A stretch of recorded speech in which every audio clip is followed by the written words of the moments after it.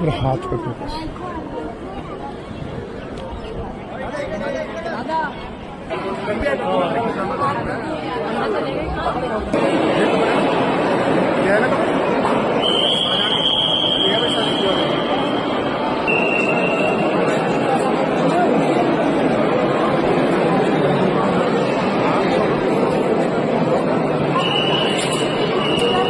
चलो बढ़िया। हर हर महादेव।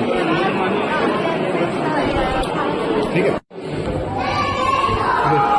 बोलता रहा तो वो फूल दिख रहा, ये जो दिख रहा ना इसलिए मंदिर में होता है फूल इस तरह का बनना, ये सब मंदिर होता है। एक चीज और देखो, अगर ये महल था तो उसमें कमरे होने चाहिए थे। तो हमारा मंदिर था शिव शंकर का और मंदिर ही रहेगा।